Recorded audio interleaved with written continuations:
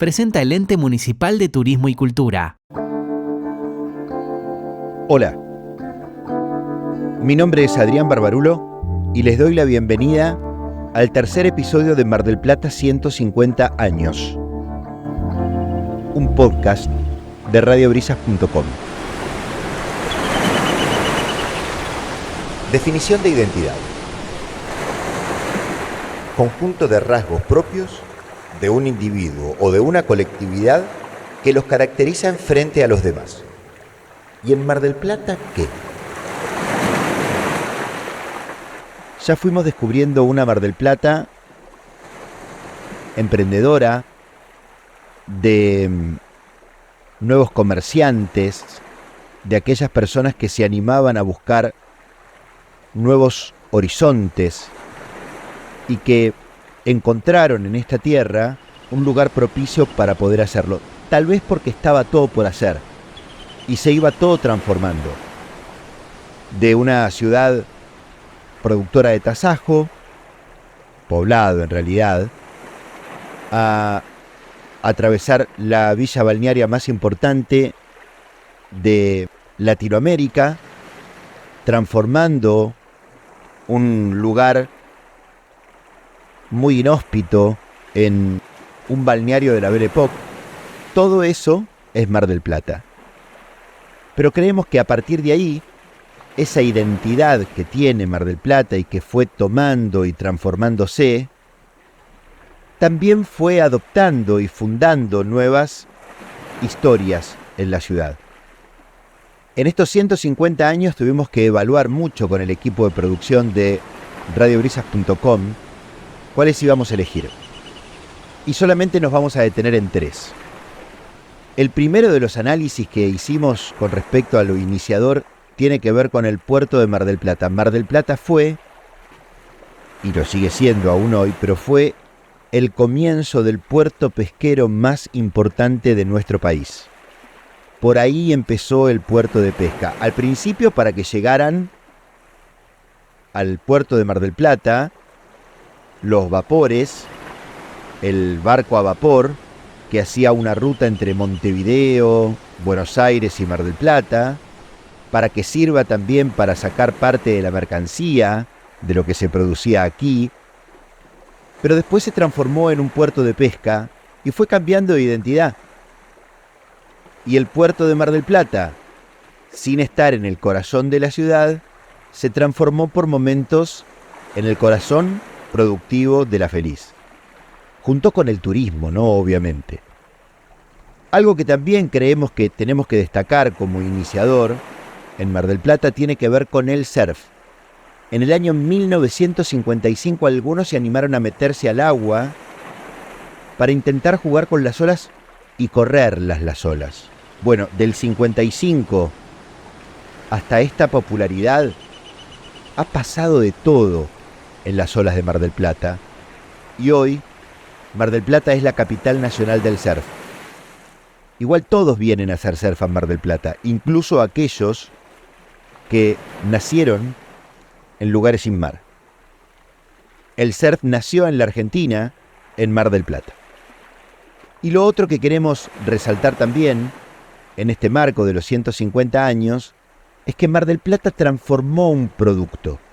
Mar del Plata creó un producto por intermedio de 3 emprendedores que quisieron generar algo distinto: el alfajor marplatense, y la marca más reconocida de alfajores, tal vez en el mundo entero, nació acá, en Mar del Plata, en una esquina que todavía sigue siendo propiedad de esa misma empresa.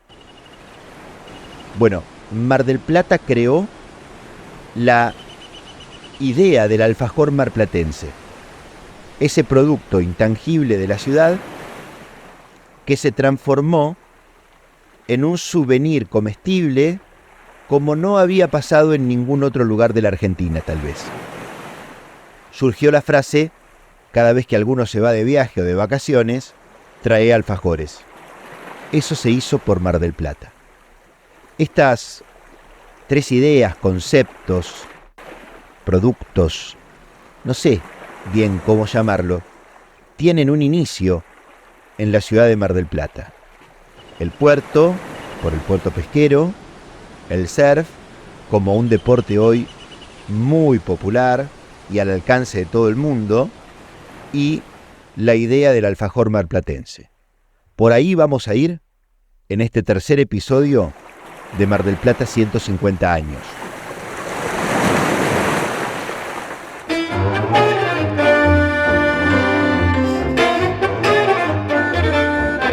Para conocer un poco más sobre la historia del puerto, vamos a recurrir a Jorge Peralta.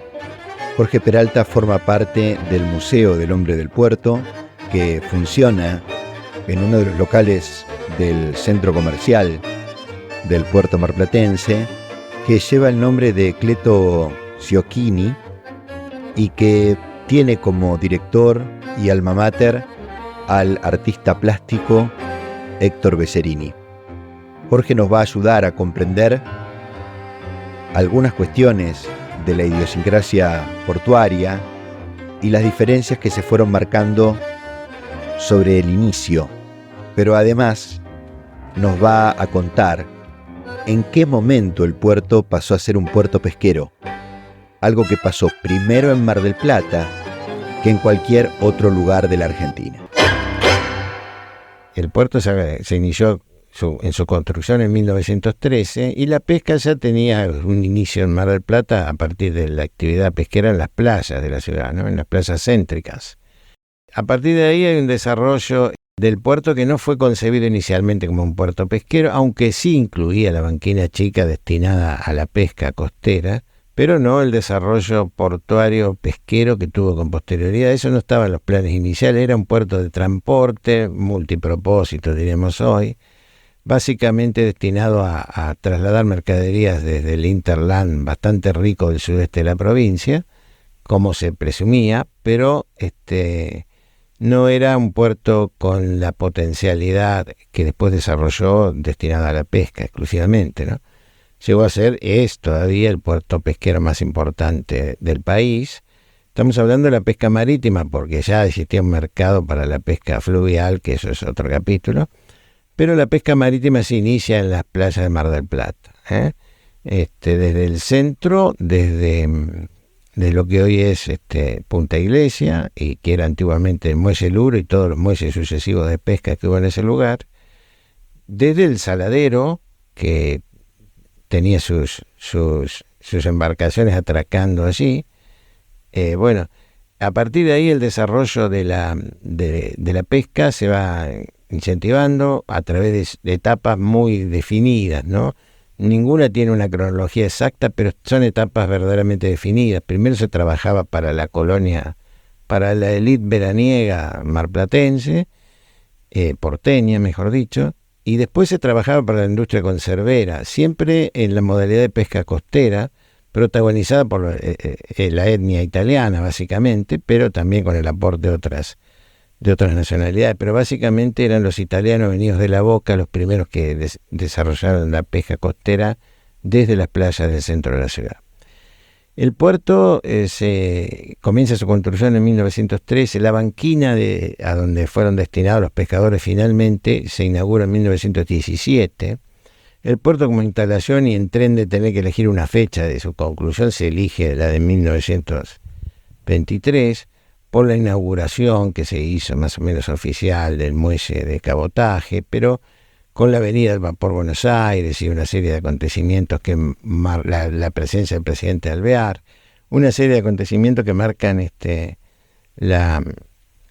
cómo se concibió eso, pero las obras no fueron terminadas sino hasta 1926 aproximadamente, ¿no?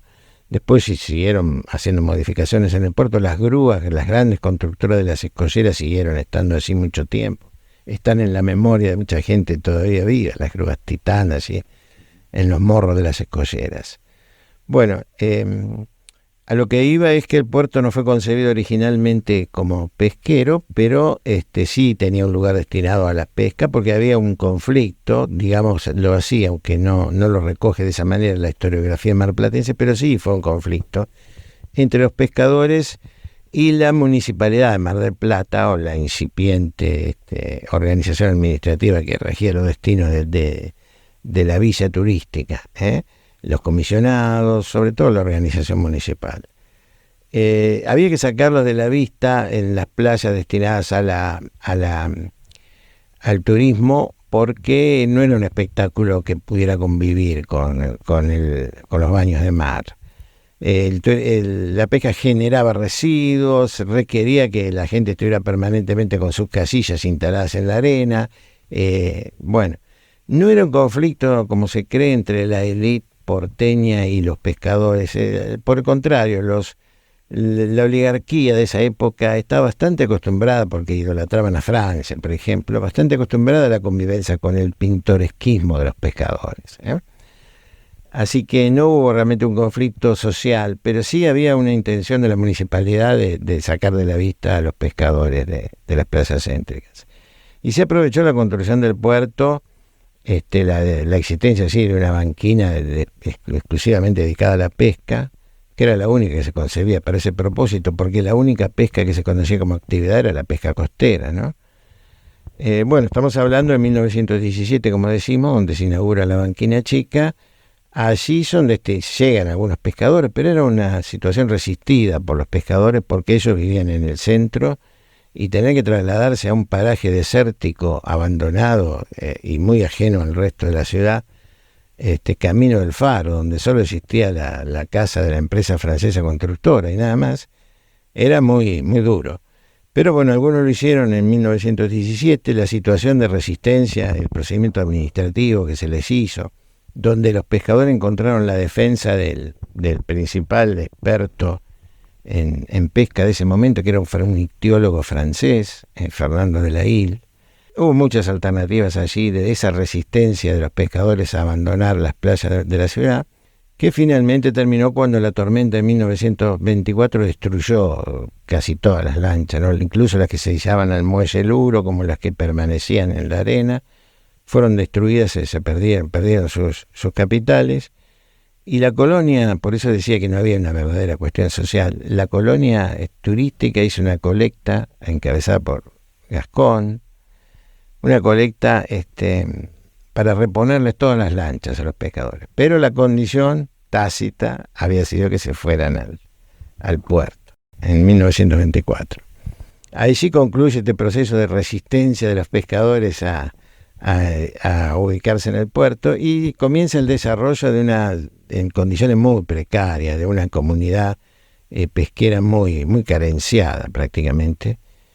Alrededor de las casas de la empresa francesa es el origen de un pueblo independiente todavía, por su aislamiento, llamado el pueblo de pescadores, más allá de la avenida Cincuentenario. No es, como se dice a veces, la Tierra del Fuego, que eso era otro sector de la ciudad que también ocuparon en algún momento de esta transición los pescadores. Era el pueblo, algunos llamaban de Peralta Ramos, el pueblo de pescadores, que después con los años se integró recién a Mar del Plata. Ubicado en dónde estaba geográficamente la casa de los constructores del puerto. Bueno, la casa de la Sociedad de Trabajos Públicos que construyó el puerto de Mar del Plata, el de Montevideo, otras grandes obras, como en Argelia sobre todo, y son similares en todo el mundo, y se encuentra ubicada todavía en la calle 12 de octubre y ahora la avenida de los Trabajadores, la antigua Martínez de Oz, ahí en la esquina.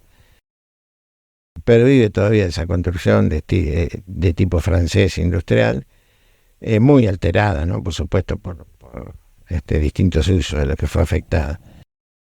Bueno, y alrededor de eso se fue conformando el poblado, cuyas carencias y cuya situación social complicada fue descrita por los padres orionitas, ¿no? De la orden de Don Oriones, que daban noticia de la situación social angustiosa que vivía esa colonia de italianos abandonada de la mano de Dios y dedicada a la pesca, en situaciones económicas complicadas, porque primero se trabajaba solo para la colonia veraniega y después se trabajó para la industria conservera. básicamente se pescaba para esta industria anchoita, bueno, después se agregó el bonito y caballa o magrú, que eran las especies icónicas de la industria conservera marplatense, ¿no? Otra industria que tiene una evolución paralela, ¿no? Hasta el año 1945 que se produce la primera explosión, digamos, ascendente de la actividad pesquera con la explotación del tiburón, en un momento histórico particular, como era la Segunda Guerra Mundial, donde se requería esa proteína para el tratamiento de la vista de los pilotos de los bombarderos, para muchos fines militares. Y no existía todavía, como vino después, una síntesis, una vitamina sintética.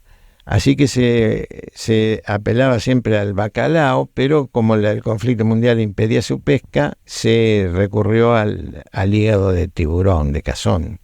El cazón vitamínico, bueno, entonces subió de precio espectacularmente y los pescadores se dedicaron con mucho provecho a la pesca del tiburón, ¿no? Durante varios años, hasta que, como digo, se sustituyó la vitamina por una sintética y se acabó ese auge pesquero que cambió la fisonomía del barrio, ¿no? Las casas de chapa y de madera fueron sustituidas por casas de mampostería, quedaron en la parte trasera de la vivienda. Todavía hay muchas de ellas que se pueden observar. Pero lo cierto es que eso fue un gran impulso a la pesca, todavía pesca costera. El próximo gran impulso va a ser ya la pesca de altura, que viene con la inmigración belga y que llega en los años 60 a su conformación definitiva con el producto icónico de la pesca de altura, que es en Mar del Plata el filé de merluza, ¿no? Con una estructura pesquera muy, muy definida, basada en la pesca por barcos arrastreros, poperos, que pescaban conservando con hielo, o sea, era pescado enfriado, no eran congeladores. Y el procesamiento se hacía con el sistema de planta en tierra, o sea, traían refrigerado el pescado hacia las plantas marplatenses, que bueno, todavía existe ese sistema, por supuesto, de planta en tierra, y el producto era la merluza Hupsi, ¿no? Fileteada. ¿Hubo personajes de la política que interactuaron fuerte con el puerto o personajes del ámbito puntual? O sea, porque, a ver, imposible imaginar los fondos de la construcción del puerto de Mar del Plata sin Pedro Olegario Luro, diputado. Sí, claro, En ese claro. momento. O sea, ¿qué personajes de la política o de la vida de Mar del Plata ubicás como claves? Sí, antes del padre de Duto quizá habría que mencionar, porque desde el punto de vista de la colonia pesquera, fue muy importante el asociacionismo italiano, que también existe en España, el mutualismo español, pero el asociacionismo italiano es un poco más marcado. Y eso les permitió a los pescadores salir de la desventaja en que estaban con respecto a los intermediarios compradores, ¿no? Que se hacían cargo de un eslabón bastante difícil también de la pesca, que era el traslado hacia el centro de consumo de Buenos Aires, primero a través del ferrocarril, ¿no?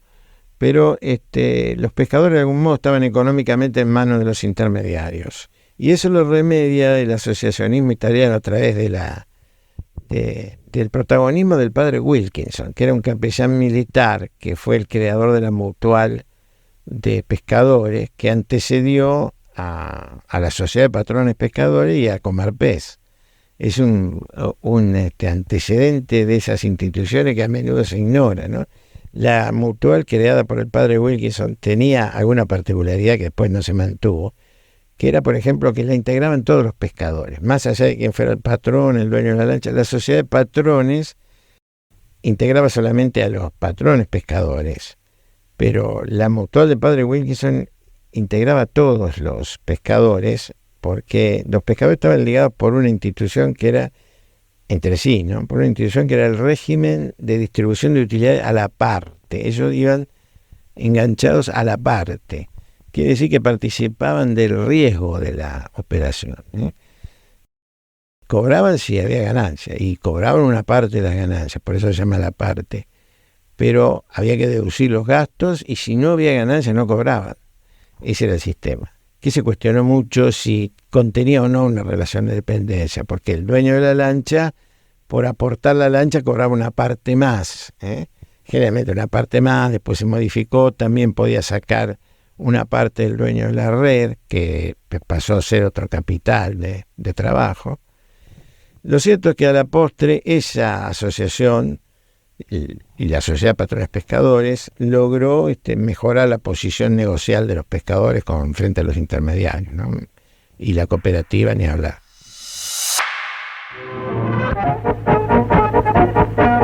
Puerto pesquero de Mar del Plata. Vida ruda y peligrosa de los hombres que procuran con su trabajo uno de los bocados más apetitosos para nuestra mesa.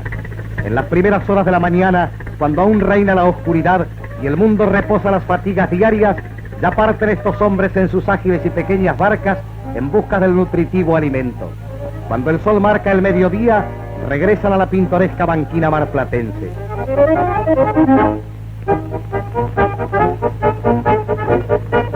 Pocas horas después, veloces trenes frigoríficos especiales de tránsito directo conducirán la preciosa carga a la capital. Y a medianoche, cuando el pescador prepara nuevamente sus redes, ya está el pescado en plena distribución para los mercados de venta.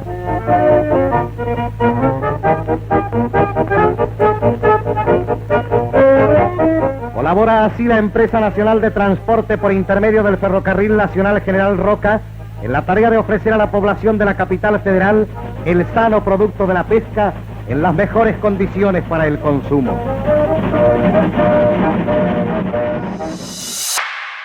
El puerto está bastante integrado a la ciudad de Mar del Plata, para lo que fue su independencia y su aislamiento histórico, ¿no?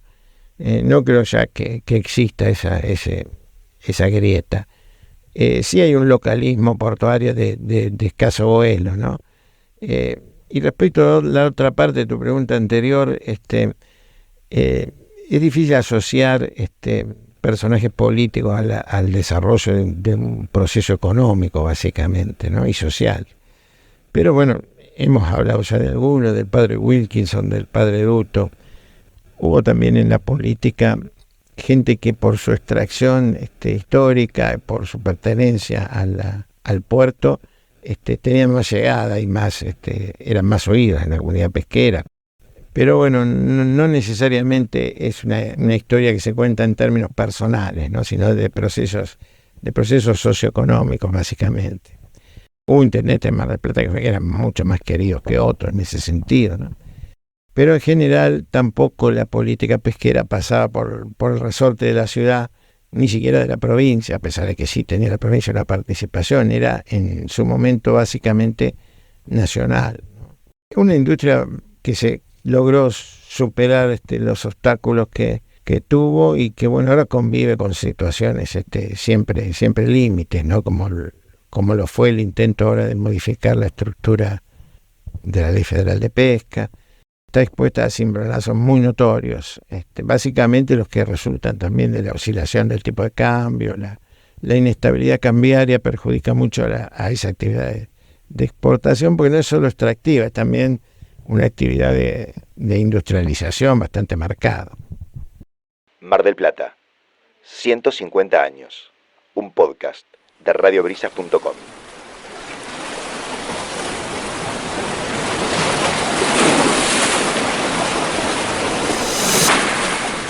Para conocer mucho más de la historia del surf, vamos a charlar un rato con Carlos Caco Grassi, que aparece como uno de los, no sé si de los padres fundadores, pero sí de los que estuvieron en el proceso de fabricar la primera tabla marplatense, o sea, de empezar a instalar el sello del surf y Mar del Plata como una idea única. Cuándo aparecieron los primeros surfistas, en qué playa se corría, si tenía que ver solamente con una cuestión de gente de dinero, cómo se hacía para alcanzar parte de esos productos, que además hay una historia que en el torneo de surf del centenario de la ciudad de Mar del Plata en el año 1974, el que ganó un torneo no fue un marplatense.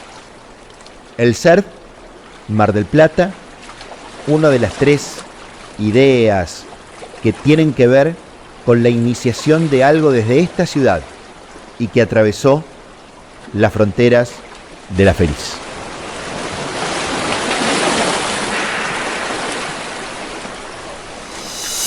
¿En qué momento se empieza a hablar de surf o de alguien, no sé, barrenando olas en Mar del Plata, Caco? Mira, el hecho así importante en Mar del Plata como inicio del surf es en el 63, porque ahí ocurren dos hechos. Sí. Por un lado, el hecho de que Daniel Gil trae 2 tablas, ¿no es cierto?, de Perú, una joven que todavía la mantiene. En esa misma época ya estaba Pipo Muñoz, hace 1 año y medio, ¿no es cierto?, viendo cómo se fabricaba una tabla, y en el 63 está la foto de ellos, él con sus 2 hermanos y con Foxy Ventura en Playa de los Ingleses con la primera tabla. Y que es la fabricación de la primera tabla.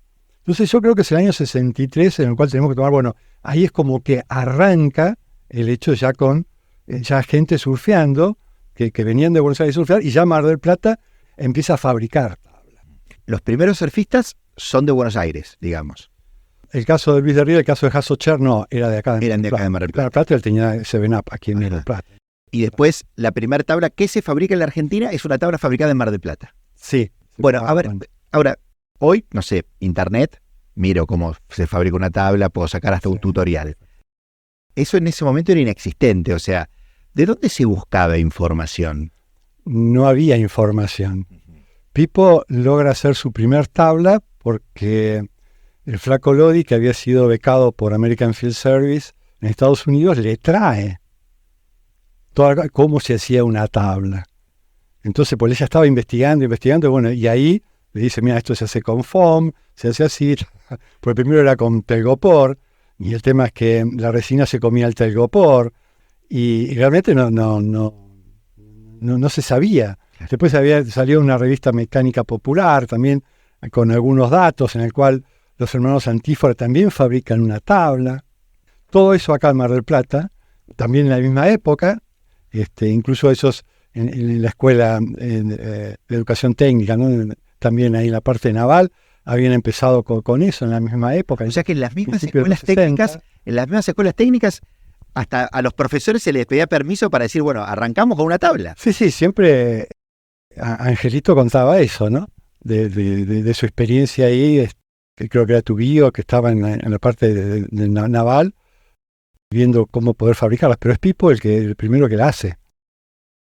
A mí me pasó que, bueno, Muñoz, Pipo, pariente de los Tiribelli, Pipo se pone de novio con una prima hermana mía, yo con los Tiribelli, los padres eran amigos, ya que nos conocíamos de chicos. Bien. Ellos empiezan ahí con el tema de las tablas, porque Pipo entra a la familia primero de novio, entonces ahí, qué sé yo, y bueno, y yo quería mi tabla porque yo iba a surfear con ellos, pero siempre tenía que esperar para poder surfear a que ellos terminaran, porque no tenía tabla.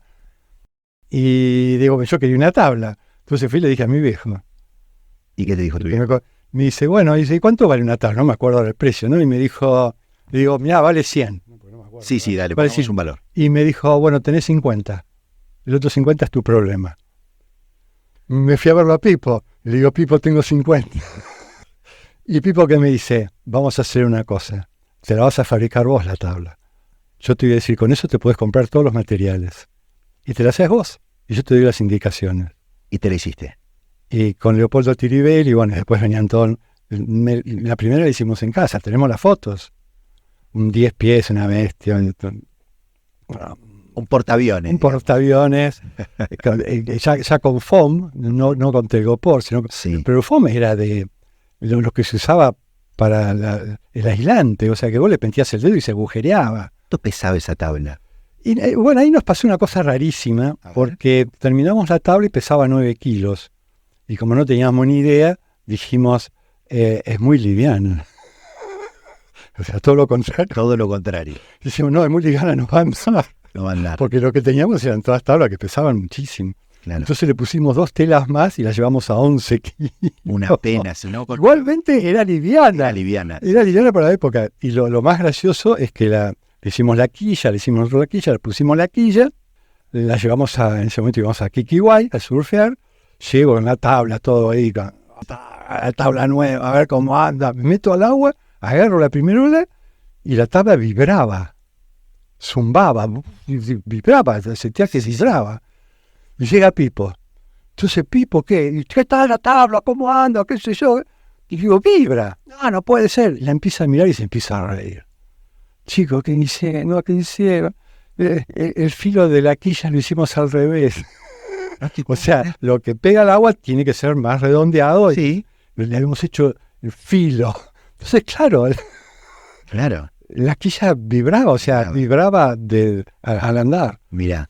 Bueno, Pero por eso te digo, no teníamos ni idea. claro, ni pero idea. eso lo corregiste. Sí, ahí con una piedra le empecé a... No. ¿Mar del Plata siempre fue desde el primer momento la capital del surf? No, sí, siempre fue Mar del Plata el lugar de Argentina donde se empezó a surfear y donde más se surfea. Y después, bueno, se declaró capital nacional del surf, ¿no? Para vos está bien ese título. Sí, sin duda. Es el lugar más importante de surf de Argentina, sobre todo por la cantidad de surfistas y la cantidad y la variedad de olas que tiene Mar del Plata. Porque tenés, con casi todos los vientos tenés olas, esa excepción, por supuesto, del viento este, noreste, que bueno, se complica. Pero después tenés con viento norte, bueno, después el sur. O sea, Mar del Plata es un buen lugar para surfear. Muy buen lugar. Por supuesto que, como toda parte del Atlántico, sabemos que, sobre todo en esta parte, por la plataforma marítima que tenemos, los sueles en general grandes no llegan, porque tenemos una plataforma muy baja, y no tenemos continuidad de sueles. Ese es el tema. Cuando hablas de sueles, hablas de... Lo que sería la marejada. Exactamente. Pero el común en la marejada, o sea, cuando viene la zona. Cuando vienen las olas. Los sueles más largos pueden durar 3 días, como mucho. Como acá, Como claro. mucho. Sí. Y el periodo entre ola y ola, que es lo importante, que tiene que tener mucho periodo, nosotros tenemos periodo como mucho 11, un 12 ya es un tiro. Y en cualquier lugar del mundo tienen 18, o sea, ya tienen otros periodos que hace ya diferencia entre ola y ola. Facilita más y eso. Tenés más distancia también entre ola y ola. Cosa que no tenemos acá, por ejemplo. Cosa que no tenemos acá. Pero tenemos olas excelentes. Bueno, ojo. Ahí está el tema, o sea, porque en algún momento, Mar del Plata no se puede surfear, ¿no? Playas que son En Mar del Plata se puede surfear y tranquilamente. teníamos una playa a nivel mundial que era Cabo Corrientes, que bueno, ¿Y qué pasó? el hombre la destruyó. ¿Qué La pasó? destruyó con la escollera. Con la escollera. No las parece, sino con la otra. A ver, ubícame cuál Y la que está en la punta del cabo, en la punta del cabo. esa destruyó la mejor ola, pero vinieron de afuera. Martin Porter fue campeón mundial. No lo podían creer, no había forma de sacarlos del agua. Pusimos un año puntual que fue 63, ¿no? De ahí en adelante. ¿Cómo se vivía para meterse al agua y después ganarse el mango?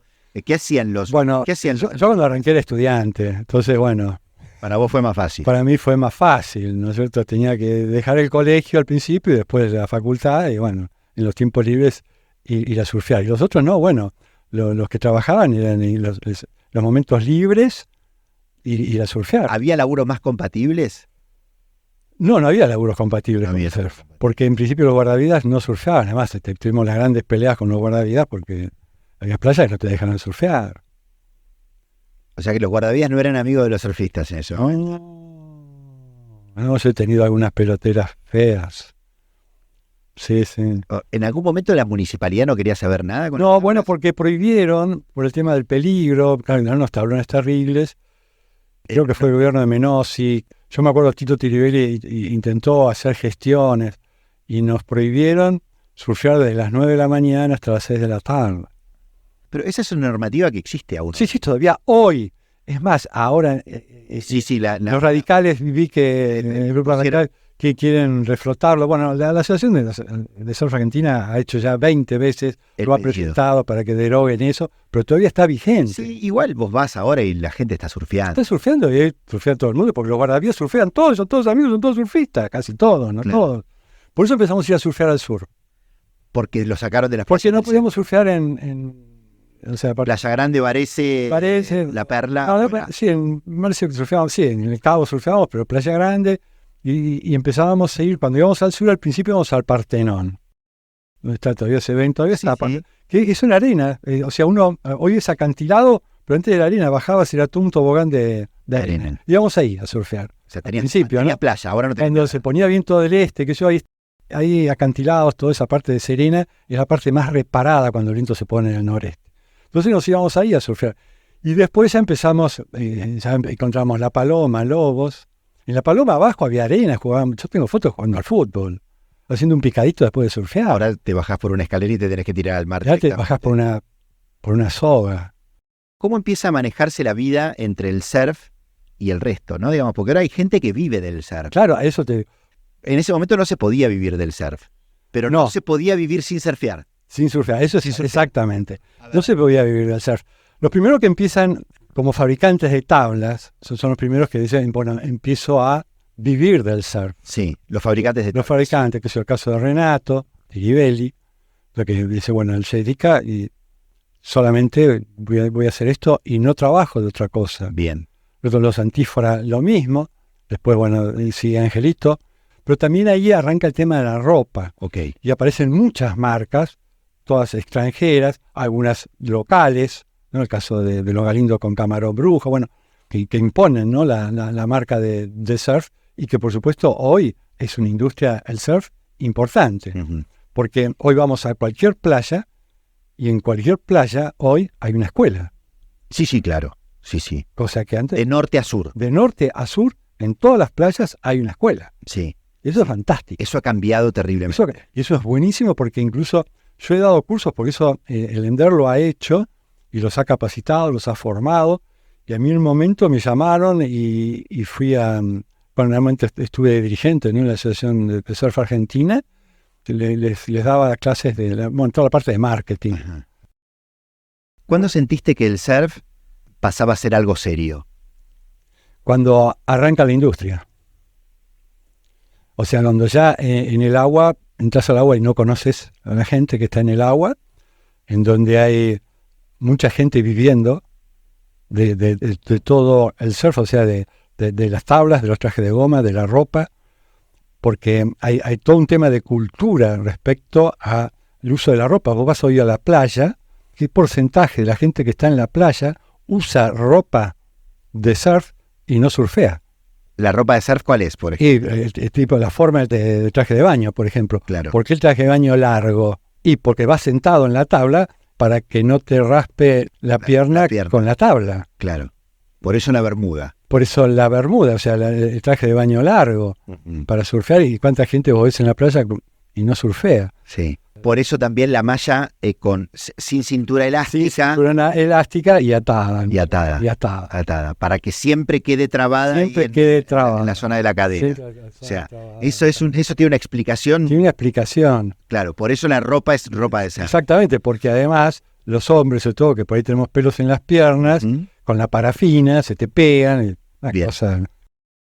¿Podemos nombrar hitos del surf?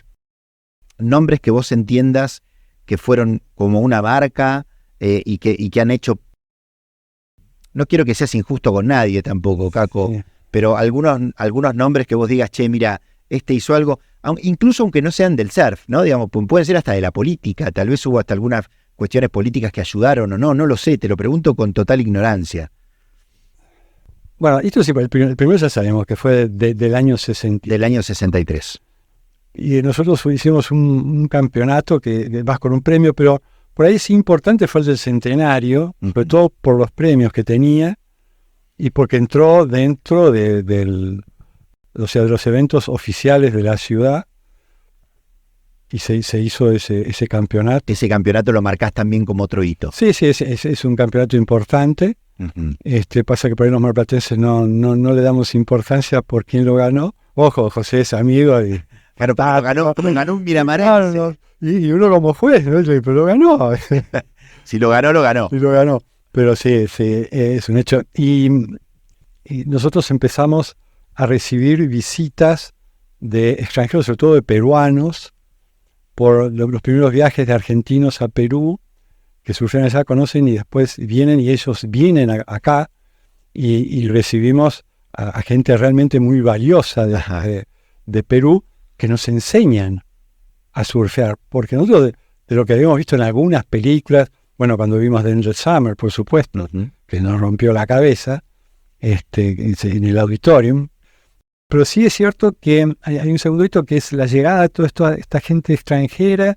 Yo también un californiano, que el padre lo había sacado de Estados Unidos porque no quería que fuera a Vietnam, y estaba acá refugiado. Era guardavidas en Malibu, surfeaba excelente. Yo después lo vi en Malibu, estuve con él, estuvo acá hasta que pudo volver.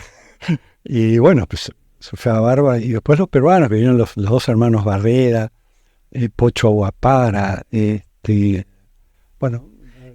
Yo creo que el surf me parece que nos puso en un mapa.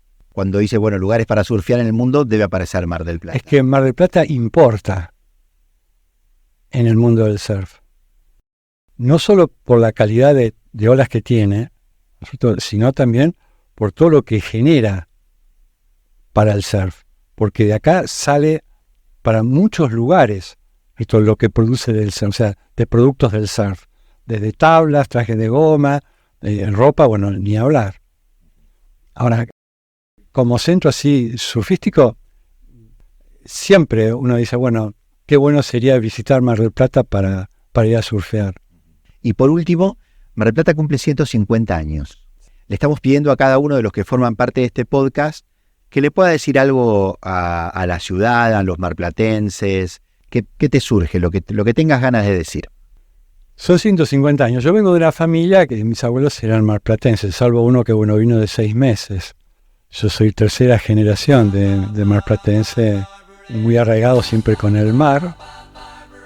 Y yo siempre, tengo esas imágenes, ¿no?, de cuando era chico.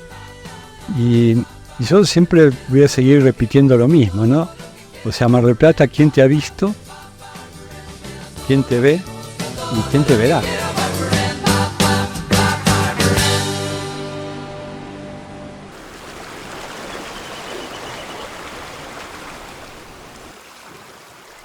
Otra de las tantas marcas que ha generado Mar del Plata tiene que ver con esta idea del alfajor marplatense. Hay una categoría ahora en los campeonatos mundiales de alfajor que se llama alfajor marplatense. ¿Será una copia del alfajor Habana? No lo sabemos, pero que un producto haya generado que una golosina que traía mucho tiempo se mude de ciudad y trascienda más que cualquiera de los otros alfajores, incluso muchos más longevos en el tiempo, merece un espacio en este podcast por los 150 años de Mar del Plata. En el año 1948 se abrió la primera fábrica con la elaboración al público y se empezaron a hornear esas galletitas tan particulares que tienen las tapas de los alfajores Habana, que después llegaron otras marcas. No vamos a contar acá la historia de Habana solamente. Habana fue el iniciador, el que marcó parte de una historia, y después cuando subió la marea, subió para todos. Eran 3 socios, 2 italianos y un griego, y transformaron para siempre y le sumaron a Mar del Plata otro aroma. Ya sabemos, ¿no? Digamos, Mar del Plata tiene olor a mar, puede tener olor a puerto, que no siempre es del todo agradable, pero en esa esquina que todavía hoy sigue siendo propiedad de la marca, en Rivadavia y Buenos Aires, la gente pasaba y sentía ese olor a galletita recién horneada, que después de pasar por un proceso terminaba en un alfajor que ellos se comían y que solamente lo podían conseguir acá. Fue un souvenir comestible como nunca se había creado en nuestro país. Esa historia la vamos a compartir con Martín Salazar. Martín Salazar es el actual gerente de marketing de Alfajores Habana y tiene muchas más cosas para contar. Martín, ¿qué me puedes contar de la historia de Habana? O sea, de la historia del alfajor como souvenir, que me parece que tiene un sello institucionalizado con la ciudad de Mar del Plata, ¿no? Sí, yo creo que tiene que ver mucho también con la época en donde nace Habana. Que estos 3 emprendedores que venían, la verdad, de rubros o de trabajos totalmente distintos. Uno venía del mundo de la pastelería, había trabajado en la confitería los dos chinos, que ese era de Paraglini, después había conocido con Cisterna, Y cuando deciden ir a probar suerte a Mar del Plata, de unos 40, promediando los 40, ya había, como decís vos, digo, nosotros no inventamos el alfajor, Mar del Plata tampoco lo hizo, ya había algunas marcas de alfajores. Es más, muchos de estos vendían alfajores incluso en la zona de Retiro, digo, en Buenos Aires, que fueran a probar mejor suerte a Mar del Plata, que era cuando también estaba empezando a crecer fuertemente Mar del Plata. La Ruta 2, en ese momento el movimiento peronista, digo, esto de que la gente pueda tomarse de vacaciones y había lugares. Bueno, empezó como a darse toda esa conjunción allá por principios de los 50, en donde, más allá del producto, sí que ellos generaron también un productazo, vamos a decirlo, para la época, y empezaron a tener visión de negocio también, a armar su pequeña fábrica, donde, bueno, hoy es el local de Rivadavia de Buenos Aires. Esa había sido la primera fábrica en el depósito. Después construyen la otra. En el 58 terminan la que hoy está en La Perla, y que era un modelo de fábrica, un modelo de fábrica con producción a la vista para el turista. En ese momento vos pasabas caminando por ahí y había unos ventanales que hoy en día todavía existen, no los utilizamos, pero vos podías ver cómo se fabricaba. Eso creo que empezó a hacerse, más allá de que el alfajor es un producto que el argentino adoptó por costumbre, también a veces por precio, por simplicidad. Digo, pasó a ser, en algunos casos era hasta un alimento. Te comías 2 alfajores y estabas medio de paso y te funcionaba como un alimento en algún momento. Bueno, hoy las tendencias empiezan a denostarlo en ese sentido, pero que creo que, y para no irme mucho de la respuesta, el sentido del souvenir se armó en una ensalada, como en un combo perfecto por esa época, entre que empezó a recibir mucho turismo, porque la ruta ya era mucho más accesible de que puedas llegar. El producto estaba buenísimo, y esto también de fabricarlo a la vista, empezó a generar esta cosa de, che, vengo acá, veo cómo se produce el alfajor, y digo, tengo posibilidad de comprarlo a la vuelta recién hecho. Se empezó a generar como esa cuestión de producto icónico, ¿no? Y al mismo tiempo, como arrancó la compañía, que arrancó vendiendo solo en Mar del Plata, esa cosa de, che, ese tremendo producto lo consigo solamente cuando me voy de vacaciones, empezó a generar una cultura de el solo lo consigo en Mar del Plata, y ese placer que está buenísimo, lo consigo cuando me voy de vacaciones. Después, con el tiempo, empezó a hacer esto de traerlo, ¿sí? Cuando si vas a la costa, traerlo, todo muy incipiente, por los 50, por los 60. Ahí es donde, evidentemente, estos 3 muchachos se dan cuenta de que esto empieza a crecer y empiezan a expandir a la costa atlántica.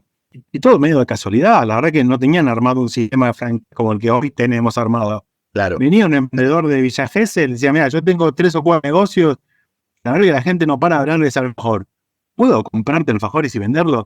Y bueno, sí, inventemos un acuerdo, yo te vendo, los venís a buscar. Se fue armando así. Y plazas importantes como Gesell, Pinamar, San Bernardo, y hasta Badajoz se fueron haciendo, que hoy en día esas plazas todavía están administradas por los hijos de esos primeros emprendedores que fueron, como te podría decir, nuestros primeros franquiciados. Entonces, hasta los 80 se hizo como esa cosa exclusiva de este productazo lo conseguís solamente cuando te vas tus 15 días de vacaciones. Y después empezó a generar como esa cosa nostálgica, ¿no? De generación en generación. Digo, los que lo consumían en los 50, en los 60, empezaron a pasar ese mensaje a sus hijos, después a sus nietos. Digo, me pasó a mí, a mi familia, a mis amigos. Y empieza a generar esa cosa de, toma, yo te muestro lo que es bueno y vos seguilo. Dentro de esa historia que me contabas, que obviamente ya tiene que ver con el inicio, y hoy la marca es una marca internacional y tiene que ver con conseguir ese producto en todos lados, el turista sigue eligiendo comprar alfajores en Mar del Plata. O sea, ¿qué estudio tienen ustedes con respecto a eso, sabiendo que tal vez lo puede comprar en Vicente López, no sé, como para ponerte un ejemplo, ¿no? Digo. Sí, la verdad que, a ver, tenemos estudios de todo tipo, en el sentido de que hace unos años habíamos investigado en que teníamos, de lo que hemos hecho, investigaciones con los clientes en los locales, después de comprar en Mar del Plata, terminamos entendiendo que 8 de cada 10 personas que iban a veranear a Mar del Plata, o sobre todo a Mar del Plata, lo hicimos, no tanto en la costa, entraban a un local Habana. Si era por cafetería o para sacarse un ratito de sentarse 15 minutos a tomar un café con un alfajorcito o comprar para regalar, era indistinto, pero 8 de cada 10 pasaban a ver, digo, es como una embajada de las vacaciones. te vas a Iguazú, pasás por las cataratas, te vas a Mendoza, haces el recorrido de la Aconcagua, etcétera, etcétera. Vas a Mar del Plata, y además de ir a la playa y a los lobos marinos, pasás por una Habana, no importa cuál, a sentir ese ratito de vacaciones. En cuanto a regalos, sí, la verdad es que todavía por suerte, sigue prefiriendo comprar allá. No te voy a mentir que hace unos años estábamos empezando a perder un poquitito esa exclusividad de la costa. Te podría decir hace unos 10 años, que era totalmente lógica, con una invasión de locales en todos los puntos más importantes del país. Digo, en la concentración de Capital y GBA, hoy tenemos unos 100 locales, más o menos.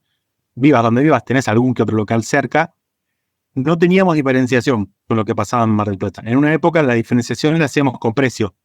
Mar del Plata era más barato que Buenos Aires o el resto del país. La verdad que después en un contexto inflacionario bueno, hoy estamos aumentando, lamentablemente nos corre casi una vez por mes, una vez cada mes y medio, pero cuando empezamos a aumentar precios 4 veces por año, esa diferencia empezaba a perderse.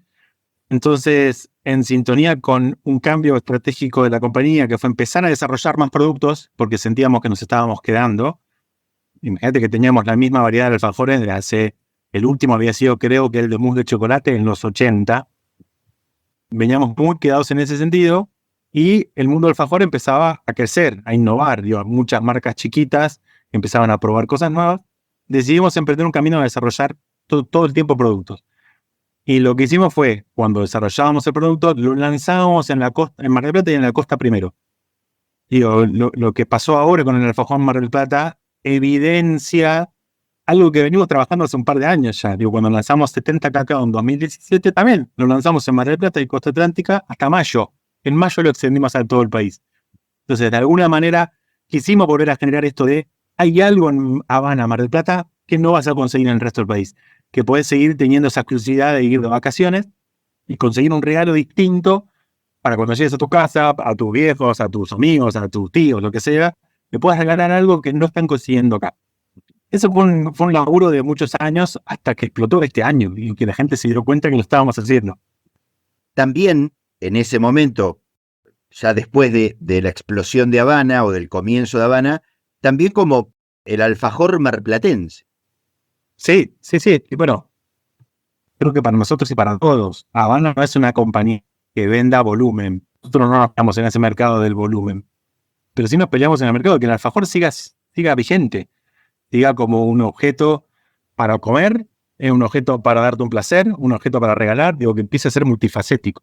Y Mar del Plata, en ese sentido, ha hecho, hoy creo que hay incluso hasta una categoría, Mar del Plata y la costa por ahí también tiene que ver, ¿no?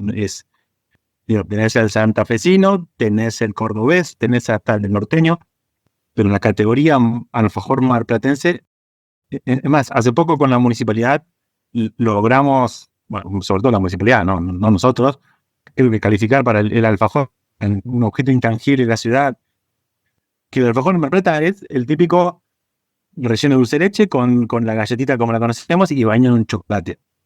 Vos ves un alfajor de la marca que sea, así, y es un alfajor marplatense.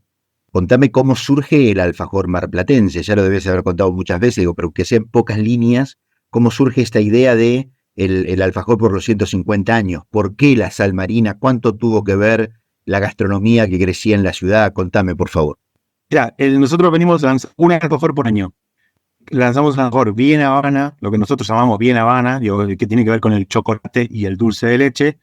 Así nació un alfajor 70 Cacao. Y después hacemos un lanzamiento de un alfajor, como te diría, más innovador, distinto, algún alfajor raro, pero que aporte cosas distintas al mundo del alfajor. Entonces, en ese caso fue el semil, tenía aceite de pilla, dulce sin grasa, etc. Después lanzamos super dulce de leche, y el año pasado lanzamos vegano. Y este año estábamos dando vuelta. ¿Qué alfajor bien Habana podíamos lanzar que tenga que ver con el placer y la indulgencia? Y hace un año, nosotros somos bastante cercanos a la gente de la municipalidad. Y mirá, el año que viene vamos a festejar el aniversario, cumplimos 150 años. Para nosotros fue la excusa exacta de presentar una receta que nos pudiera dar como mucha indulgencia y mucha libertad en probar. Este es un alfajor que estuvimos trabajando un año, más o menos, en el alfajor, que mis maestros pasteleros, por así decir, crearon para homenajear a la ciudad. Y en cuanto al homenaje, tenía que ser, para nosotros la palabra era no solo innovador, sino indulgente. Tenía que ser bien placentero. Ahí es donde empezamos a delinear un poco el tema de ¿y qué tenía que ver con Mar del Plata? ¿No? Digo, ¿qué link con la ciudad tenía que ver más allá del diseño? Una cosa era el diseño, que lo plasmamos un poco con el horizonte de la ciudad, el barquito pesquero, el edificio Habana. Ahí es donde sale la sal marina. ¿No? ¿Qué sabores son típicos de la ciudad que podemos meter en un alfajor? ¿No? Porque el sabor del puerto no será complicado poder meterlo en un alfajor. Y ahí es donde surge el tema de la sal marina. Nosotros venimos viendo que afuera está muy fuerte en productos, sobre todo con chocolates y caramelos, y que acá todavía nadie lo había podido explotar. La verdad que fue una apuesta de decir, un alfajor con sal. Trabajamos mucho para que quede lo más equilibrado posible, porque probamos desde sal gruesa, sal fina, entre fina, sal en el chocolate, en el dulce de leche, en la masa. No queríamos que la gente perciba que era un alfajor salado, sino que cada tanto muerdas algún cristal de sal y te contraste con la cantidad de dulce y chocolate que le íbamos a poner. Así que básicamente la sal surgió por ese motivo, o sea, linkearla todo lo que podíamos con Mar del Plata. Y incluso era algo que teníamos ganas de hacer hace unos años, y el aniversario y este link con Mar del Plata, la verdad que nos dio el entre perfecto. La asociación directa con el mar. Y nosotros en los locales tenemos un lema que es dulce como la vida, salado como el mar. A Mar del Plata lo seguimos llevando a todos lados. Y tenemos locales en Jujuy, en España, en Ecuador, y seguimos llevando ese lema adelante. Y después salió el relleno, que también era algo que veíamos que estaba empezando a pegar mucho en algunos alfajores, decidimos probarlo. Empezamos a jugar con 2 tipos de dulce de leche, se fue Hernando, pero la base creo que fue el motivo del aniversario, nos permitió crear algo distinto, menos cuidado, y nos animamos. Y para mi sorpresa, pegó muy fuerte.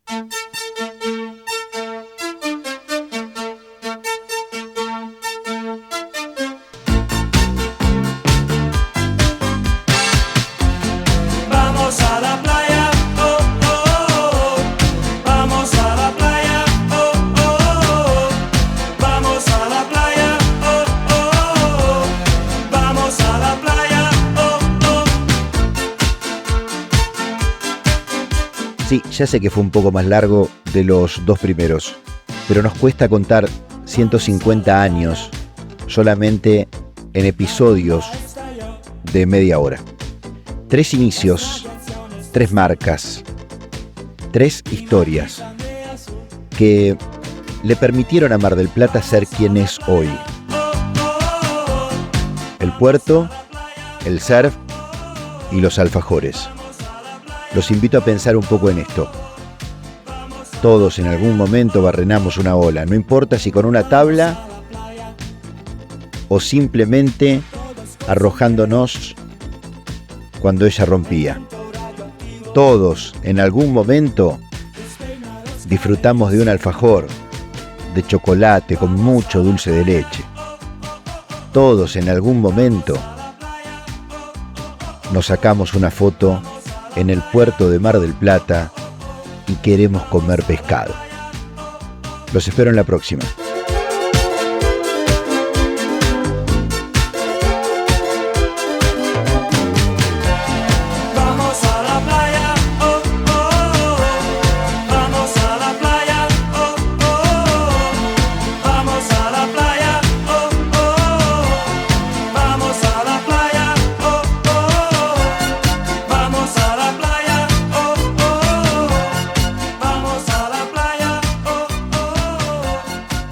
Podés escuchar los capítulos anteriores en radiobrisas.com. Mar del Plata, 150 años, el podcast. Presentó el Ente Municipal de Turismo y Cultura.